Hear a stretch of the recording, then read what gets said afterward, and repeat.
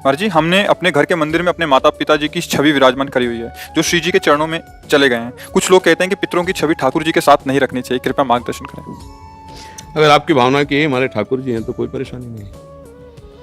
ठाकुर जी का रूप कैसा आपने मान लिया, जैसा सृष्टि कैसी आप जैसी देखो वैसी, समझ रहे ना भाई। एक पत्थर के टुकड़े में क्या है, कोई रूप है, कोई आकृति है, कोई उसमें। लेकिन हमको जब कि हमारी देवी जी हैं, हमारे भगवान, गांव में देखो ना अधिकतर जो है गांव के जो मंदिर हैं जिनमें पूजा तो सब ऐसे ही है और सारी कामनाएं पूर्ण होती क्योंकि उसमें भगवत भाव हो गया।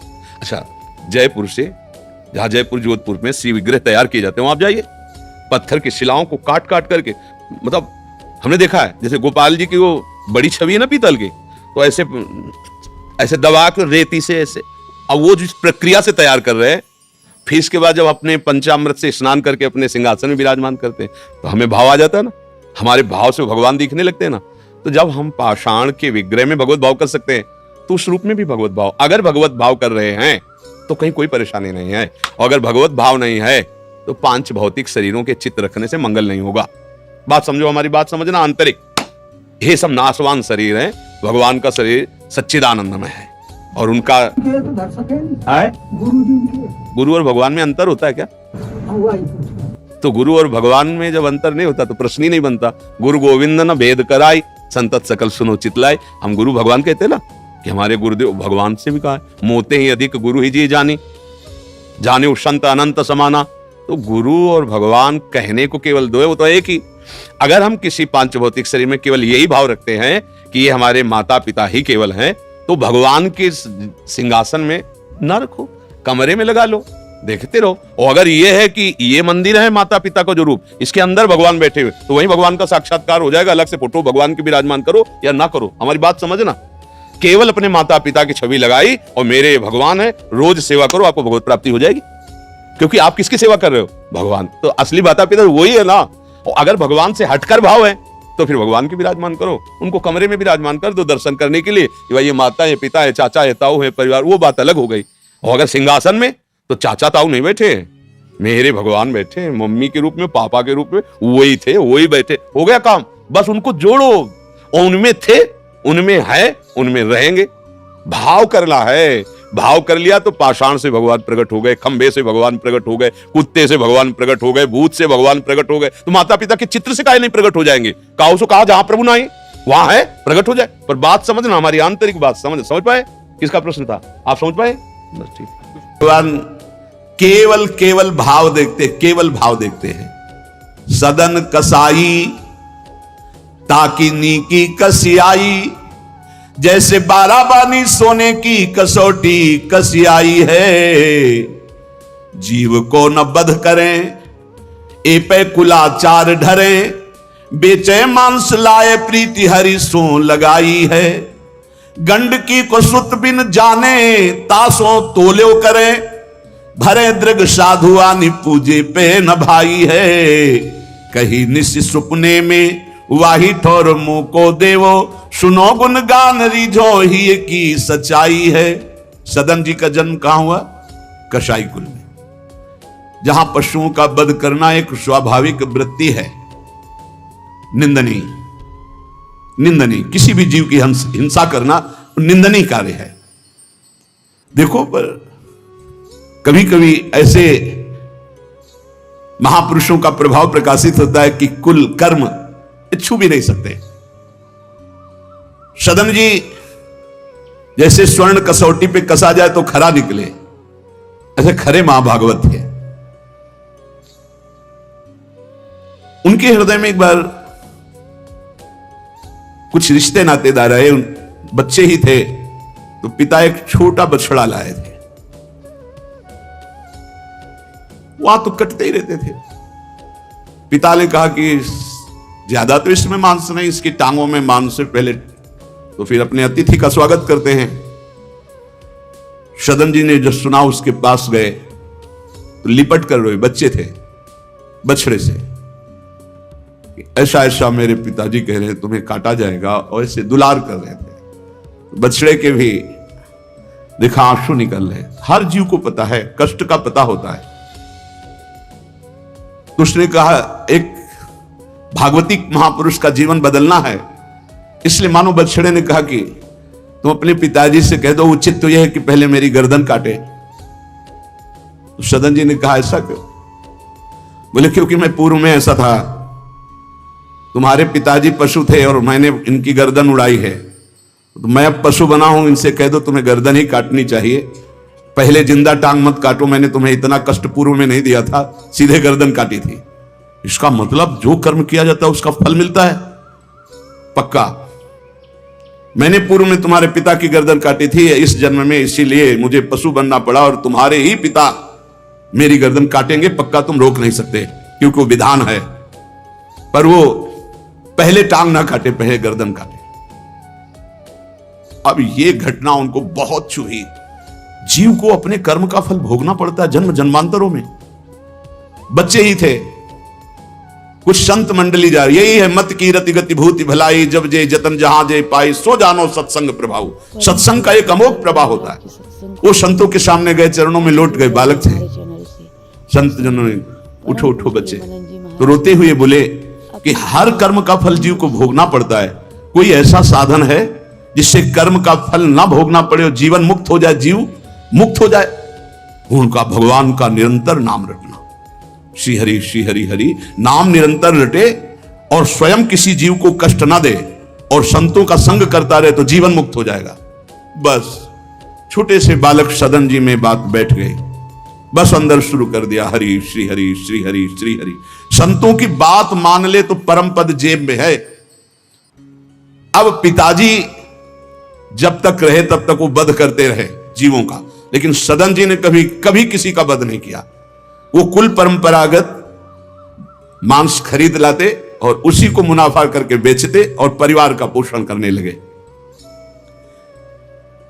एक दिन ये रास्ते में आ रहे थे तो किसी साधु का बटुआ ढीला होगा तो शालिग्राम भगवान गिर पड़े। इन्होंने उठाया कि अच्छा चमकता हुआ कोई पत्थर है, शालिग्राम भगवान को लाए तो उन्होंने अंदाज में कि आधा 1 किलो के वजन का काम तो करेंगे, तराजू में रख दिया। हरि श्री हरि श्री हरि श्री हरि, हर समय नाम जपना। ये तो बचपन से शुरू था संतों की कृपा से और भगवान से अंदर से समर्पण था। ये नहीं जानते थे कि शालिग्राम भगवान है, देखा ही नहीं था कभी भगवान के शालिग्राम रूप को। अब जैसे कोई कहता कि 5 किलो दो तो 5 किलो शालिग्राम बन जाते, 2 किलो तो 2 किलो दो। अब तो बहुत बढ़िया काम की बाट बदलने की जरूरत नहीं, एक ही बाट में जितना मांगो उतना दे देंगे और ठीक वजन उतना ही होता, कभी किसी को संशय नहीं हुआ। एक दिन वो संत समागम करते ही थे तो एक संत भगवान आए। कोई इनके यहां ये भेद नहीं मानता था कि अमुक कुल के, क्योंकि इतने महाभागवत थे। संतों के चरणामृत लेना, उनके पास बैठकर सत्संग करना, तो संत जन इनके यहां आकर के बैठते थे। इनके यहां आकर के थोड़ी देर भगवत चर्चा, बड़े उच्च कोटि के भाव सदन जी के प्रकाशित थे। तो एक संत भगवान ने देखा कि ये तो बड़े सिद्ध शालिग्राम है, इनमें तो चक्र का चिन्ह भी है और ये इससे मांस तोलते हैं। अश्रुपात होने लगे संत जी के कि ऐसा अनर्थ करते हो, तुम भगवान के भक्त हो। संत जी ने सदन जी से बताया कि जानते हो तुम्हारे बांट नहीं है, स्वयं शालिग्राम भगवान है और इतना घृणित कार्य कि तुम इनसे एक तरफ मांस और एक तरफ शालिग्राम। बड़ी बड़ी उनको व्यथा हुई। सदन जी ने कहा मुझे कुछ पता नहीं, मैं नहीं जानता, मेरे लिए तो ये बहुत सिद्ध बांट है, मैं जितना ग्राहक मांगता है उतना ही, आधा किलो तो आधा किलो, 5 किलो तो 5 किलो बन जाते हैं। आप देखो अपने कुल कर्म को कर रहे हैं और नाम जप कर रहे हैं और संतों की कृपा है। तो देखो कि अचानक रास्ते में भगवान शालिग्राम जी मिले थे। उन्होंने कहा अगर ये भगवान है तो आप ले लो, हम तो सेवा पूजा कुछ जानते नहीं, आप इनको ले जाओ। संत जी ले गए और देखो ये हृदय में बैठा लीजिए, संत मिले मतलब आखिरी जन्म हमारा है। विश्वास अगर कर ले, पक्का समझ लीजिए ये तुम्हारा विश्वास काम करेगा। निमज्जोन्मज्जताम घोरे भवाब्धौ परमायनम संतो ब्रह्मविदा शांता निर्दडे वापसु मज्जताम। इस घोर संसार सागर में जो हम डूब रहे हैं, तो भगवान भेजते हैं ब्रह्मवेत्ता संत महापुरुष का समागम, और जहां संत मिले तो आखिरी जन्म समझो इस संसार समुद्र से पार होने के लिए सुदृढ़ नौका संत समागम है। भवसागर कहा नाव शुद्ध संतन के चरण, तुलसीदास प्रयास बिनु मिलहि राम दुख हरन। संतों के चरणों का सानिध्य मिला तो देखो सदन जी हरिनाम जपने लगे, सदन जी के हृदय में संतों के प्रति प्रियता बढ़ी, शालिग्राम भगवान मिल, सब बानक बन जाता है। अब संत जी शालिग्राम भगवान को ले गए, एकांत में जाकर के भगवान का पंचामृत से अभिषेक किया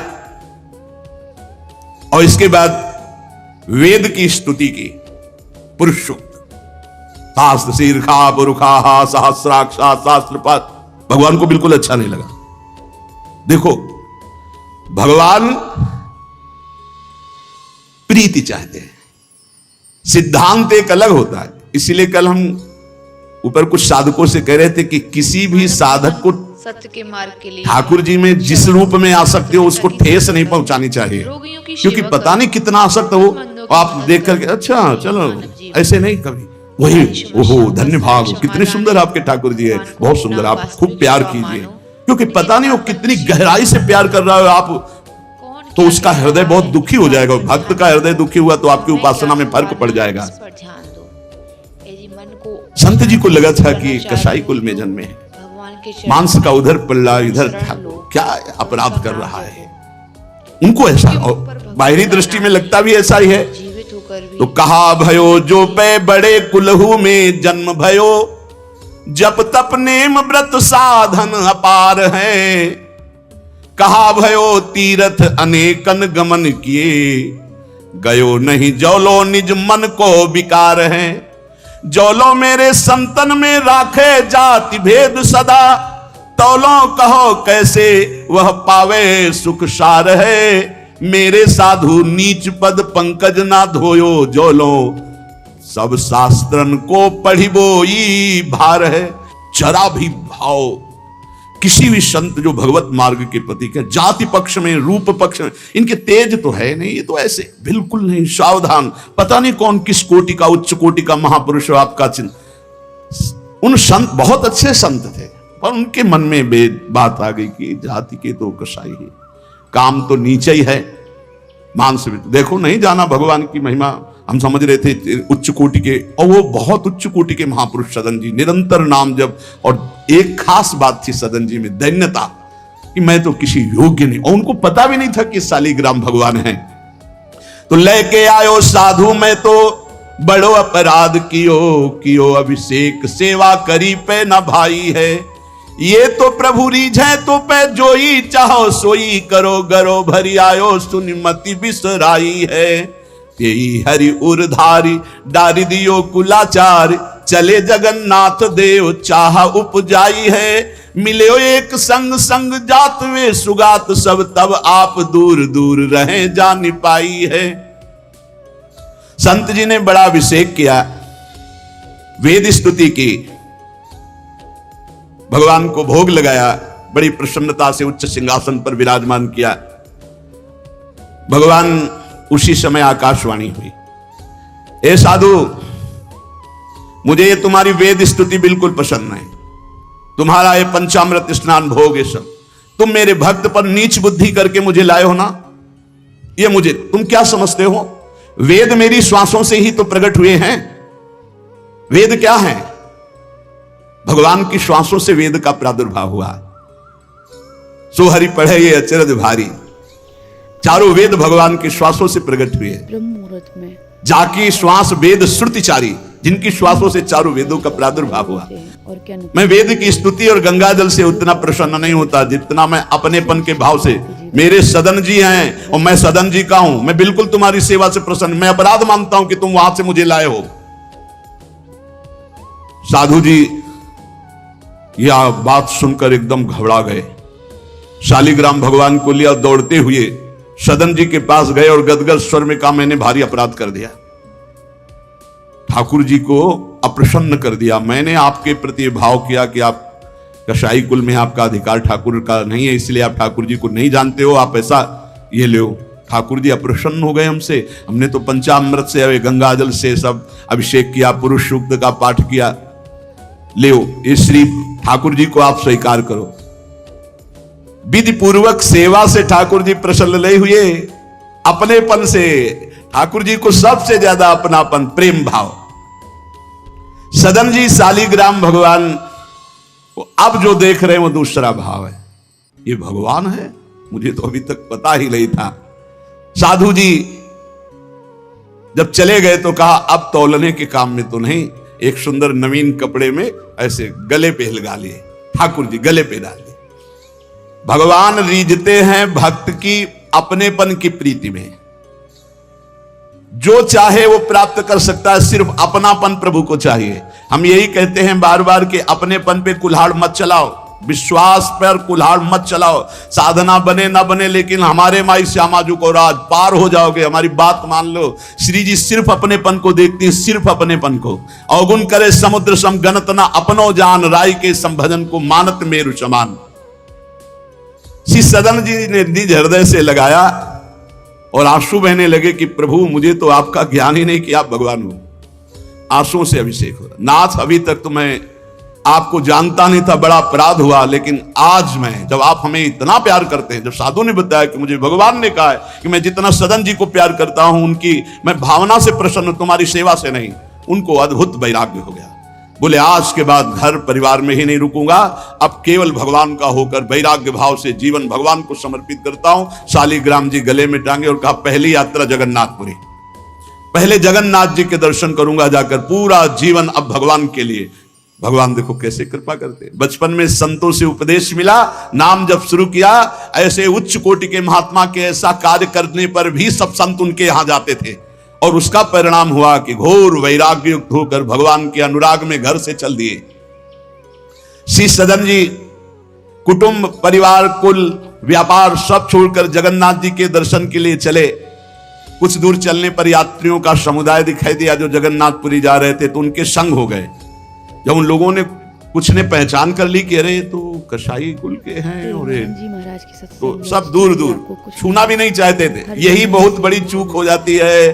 जो भगवान को समर्पित हो जाए उसमें कभी जाति पक्ष ना देखे, नहीं, बहुत बड़ी हानि हो जाती है। राजसूय यज्ञ में स्वपच वाल्मीकि को आदर सहित पवाकर पूर्ण यज्ञ करवाई भगवान ने। ये बात ध्यान रखना है। अपने जात अभिमान में आकर कभी किसी भक्त का अपमान न कर दे कि वो नीच कुल का है, ऐसा कुछ। जब ये देखा सदन जी ने कि ये लोग घृणा करते हैं हमसे, तो खुद अलग हो गए। सदन जी बड़े पुलकित है कि आज जगन्नाथ जी के दर्शन होंगे। एक जगह देखा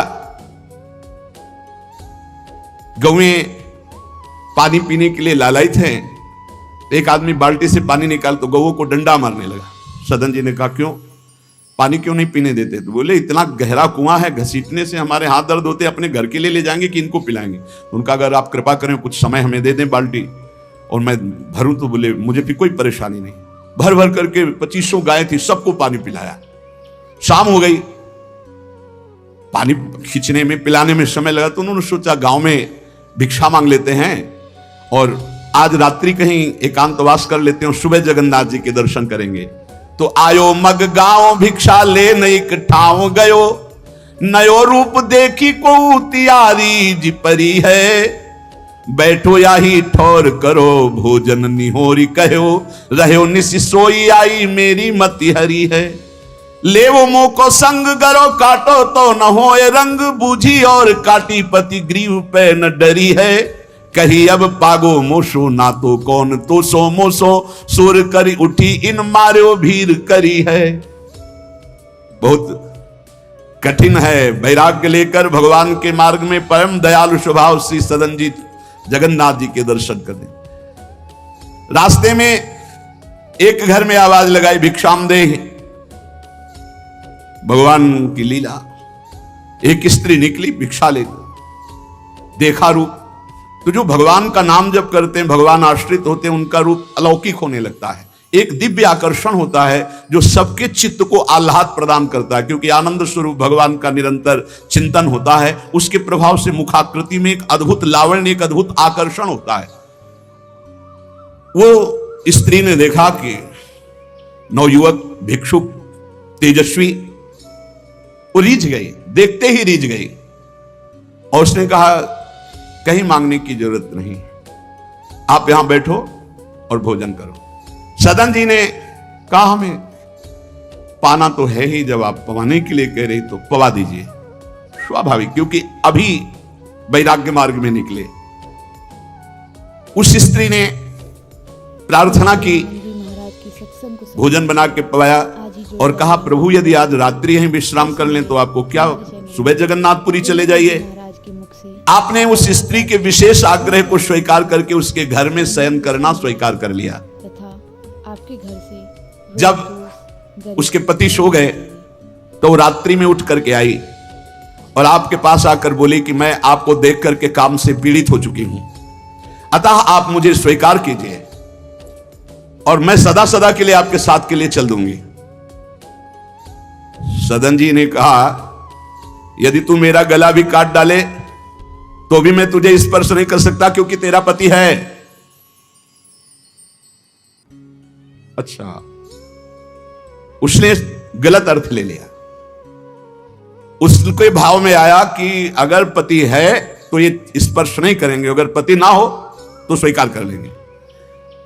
कुआ मदांधो मदना तुरो, अंधों में भी अंधा कौन है, बोले जिसमें काम जागृत हो जाए। वो ऐसे काम से व्याकुल हो गई कि सोते हुए अपने पति का बिल्कुल भी प्रियता न रखते हुए गला काट दिया और आकर बोली सदन जी से,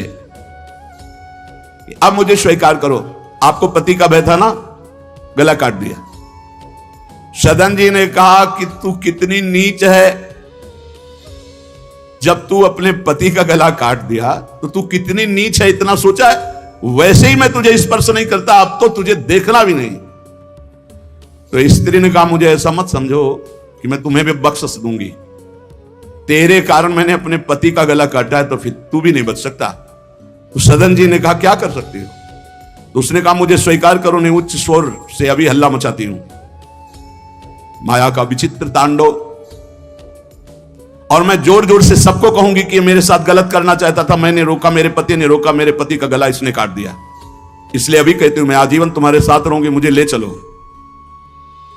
सदन जी ने कहा गला कटवाना बर्दाश्त है, लेकिन स्पर्श नहीं कर सकता। ये सब चूकों की चूक का पूर्ण आहुति, इससे पूर्णता हो गई। मैं धर्म के विपरीत नहीं चल सकता, तू चाहे मेरा गला तू काट दे या समाज से कटवा दे।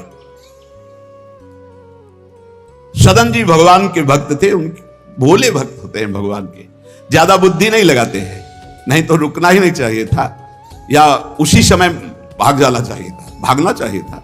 वहां बैठ करके उपदेश नहीं, जब ऐसी घटना है तो भागना चाहिए था। जब वो प्रश्न करने के बाद जब सदन जी ने कहा कि तुम्हारा पति है, तुम ऐसा कैसा दुराचारपूर्ण भाव रखती हो, तुम मेरा गला काट दो तो भी तुम्हारा स्पर्श नहीं कर सकता। अब तो उसने देखा कि ये हल्ला मचा दिया, दौड़ो दौड़ो देखो ये ऐसा ऐसा। अब गांव के लोग इकट्ठा हो गए, तुरंत बंदी बनाए गए सदन जी। वहां कौन सुने सदन, कौन सुनता है, भीड़ में कोई सुनता है? कड़ा शासन बादशाह का था, उनके सामने पेश किया गया। हाकिम पकड़ पूछे कहे हंसी मारो हम, डार्यो सोच भारी कही हाथ कत डारी, कट्यो कर चले हरि रंग मांझ ढिले, मानी जानी कछ चूक मेरी यह उर्धारिये, जगन्नाथ देव आगे पालकी पठाई लेन, साधना सो भक्त कहा चढ़े ना विचारिये, चढ़े आए प्रभु पास सुपनों सो मिट्यो त्रास, बोले दे कसौटी हूं पे भक्ति विस्तारिये। जब सामने बादशाह के पेश किया गया सदन जी को, पूछा गया स्त्री से क्या दोष है इनका? बोले साहब ये हमारे प्रति गलत भाव रख रहे थे, मेरे पति ने मेरी रक्षा की, इन्होंने पति का वध कर दिया, फिर मेरे साथ तो मैंने हल्ला मचा दिया, फिर ये बंदी बनाकर आपके सामने ले गए। सदन जी से पूछा तो हंस दिया, उस स्त्री की तरफ देख के हंस दिया कि भगवान क्या लीला करना चाहते हो। और सदन से पूछा तुमने ऐसा किया? तो बोले जो ये कह रही है वही सत्य है। उन्होंने विचार किया कि जन्म जन्मांतरों में हमारे कोई पाप हैं जिनका निस्तार भगवान करवाना चाहते, नहीं तो ऐसा क्यों लीला करते। उन्होंने कहा जो ये कह रही है वही बात मानी जाए। सहम गई स्त्री कि है क्या, वो भक्त को क्या जाने, विरोध नहीं किया सदन ने। यह है धैर्यवान भगवान के भक्त का। उन्होंने कहा जो ये कह रही है, क्योंकि जो ही प्यारो करे सोई मोहि भावे, जो ये कह रही थी। भगवान के रहस्य को जानने वाले भक्त ऐसा ही। श्री गदाधर भट्ट जी कथा करते थे, अपार भीड़ एकत्रित हो जाती। वृंदावन में आगरे से लोग सुबह भाग भाग करके अपार भीड़ सत्संग। तो एक कल्याण सिंह जी थे, बड़े जमींदार धनी, और सत्संग का प्रभाव है कि जितेंद्रियता, वैराग्य, भगवत प्रीति ये बढ़ती है। तो जब से उन्होंने सत्संग सुना तो ब्रह्मचर्य का नियम ले लिया, पत्नी से बात नहीं करते थे। अब घर गृहस्थी में तो यही संसारिक सुख है। कई महीने हो गए वो अपने राजकाज और सत्संग में भाग जाना, सत्संग से आना, बस एकांत में भजन करना। पत्नी ने देखा कि कई महीने हो गए, हमारी तरफ देखना भी नहीं, बातचीत नहीं, ये कहां जाते हैं, कौन है ऐसा। तो पता चला गदाधर भट्ट जी क्या। बोले हमारी जिंदगी का कांटा है वो, बड़े सुख चैन से जीवन कट रहा था जब से सत्संग में गए। अरे दक्ष ने साप दे दिया नारद जी को इसी बात के लिए, साप दे दिया। 2 घड़ी से ज्यादा कहीं तुम टिक नहीं सकते, जाओ साप देता हूं। तो नारद जी ने कहा 24 दूनी 48 मिनट में तो हम बड़ा काम कर लेंगे, तुम साप दे दो कोई बात नहीं। उसने सोचा कि मैं ऐसा मुंह काला करूं गदाधर भट्ट जी का कि कोई सुनने ही ना जाए, तो जब ये कथा नहीं सुनेंगे तो फिर हमसे प्यार करने लगेंगे। इसी ताक में थी कि कैसे क्या करूं। तो देखा उनकी गली में एक भिखारिन मांग रही थी, फटे पुराने कपड़े पहनो, गर्भवती थी। फौरन बुलाया और सोने की असरफियां दी। अरे वो तो गली में मांगने वाली सोने की असरफियां मिली। अरे मालकिन तो उनका एक काम है, जितना तू धन कहेगी तुम्हारे परिवार वालों को दूंगी, बस एक काम कर, तू जा करके कथावाचक, जहां मेरे पति कथा सुनने जाते हैं उनका नाम गदाधर भट्ट है, वहां जाके बीच सभा में कह दो कि वैसे तो रोज आते थे और जब से ये हो गया तब से आ नहीं रहे, इसका पालन पोषण कौन करेगा। बस वो समझ गई थी इतने में सब भक्तों की श्रद्धा खत्म हो जाएगी। गली गली मांगने वाली उसको इतना स्वर्ण मुद्रा मिल गई, वो फूली हुई गई और कहा पंडित जी, पूरी सभा से लगी थी, नजदीक जाके जब ये नहीं रहा था तब रोज आते थे, जब से गर्व रह गया तो आना ही बंद कर दिया, इसका पालन कौन करेगा। बोले बैठो बैठो, बहुत दिनों में आए, बैठो, जिसने गर्भ दिया वही इसका पालन भी करेगा, तुम चिंता क्यों करती हो। खुश शुरू हो गई कि यार ऐसा बड़े त्याग वैराग्य, बड़े उच्च कोटि के महापुरुष गदाधर भट्ट जी बड़े त्याग वैराग्य की बातें करते हो, ये हालत है पीछे की। अरे कुछ लोग कहने लगे हम तो कहते ही थे, शोरगुल शुरू हो गया। और कुछ भक्त थे जो प्राण समर्पित किए थे, उन्होंने कहा ऐसा नहीं हो सकता, ऐसा कदापि नहीं हो सकता, कोई षड्यंत्र रचा जा रहा है। तो उनमें एक बहुत श्रद्धावान और समर्पित थे, उनको बिल्कुल चैन नहीं पड़ा। सोचा अगर सामने से कुछ तो फिर हमारे ऊपर गदाधर भट्ट जी की, और वो समता प्राप्त पुरुष, जैसे सदन जी ने कह दिया जो ये कह रही वही सत्य है, ऐसे उन्होंने कहा कि तुम चिंता क्यों करती हो, जिसने गर्भ दिया वही पालन करेगा, बैठो तुम आराम से सत्संग सुनो। सामने ऐसे तिरछी चितवन से जाकर उसको बुलाया, गदाधर भट्ट नहीं देख पाए, नजदीक गई, पीछे मंच के ले गए, कहा सत्य बोल, कभी तो जानती है इनको, कभी मिली है। वो घबरा गई क्योंकि 10 लोग पीछे पहुंच गए जो श्रद्धावान थे। बोल सच्ची। तो उनका मैंने तो कभी देखा ही नहीं है इनको, ये हमारे पास क्या आएंगे। खोल के दिखाई, इतनी असरफियां मुझे मिली हैं और इससे ज्यादा मिलेंगी। इस बात के कारण मैंने सोचा मेरे परिवार का, अरे तू परिवार के पोषण की सोच रही, लाखों की श्रद्धा की बात है, किसने दिया। तो बोले कोई कल्याण सिंह है उनकी पत्नी। कल्याण सिंह ने जे ही सुना, गदाधर भट्ट जी ने रोका, सत्संग का मतलब क्या है, बोले सभा में बोल। गदाधर भट्ट जी ने कहा कुछ कहने की जरूरत नहीं है, ये सब भगवान से प्रेरित है। कल्याण सिंह का तुम हमारी आज्ञा का पालन करो, अपनी पत्नी को कठोर शब्द नहीं बोलोगे, लेकिन गृहस्थ धर्म में हो, अपने धर्म का भी तुम्हें पालन करना चाहिए। उस कल्याण को शांति किया और उसको और भेंट दी और कहा जाओ तुम अपना सुखपूर्वक जियो। जैसे महापुरुष जो स्थिति होते उसमें सबको लगने लगा था। उन्होंने कहा बैठो बैठो बैठो, जिसने गर्भ दिया वही पालन। अब वो तो कह रहे हैं भगवान को लेकर और लोग समझ रहे हैं कि मामला है। ऐसी सदन जी ने कहा जो ये कह रही वो सत्य है, क्योंकि वो समझ रहे हैं कि भगवान कुछ दंड देना चाहते हैं, तो मैं क्यों बचना चाहूं। भक्तों का बड़ा विचित्र स्वभाव होता है, समझ पाना बड़ा कठिन।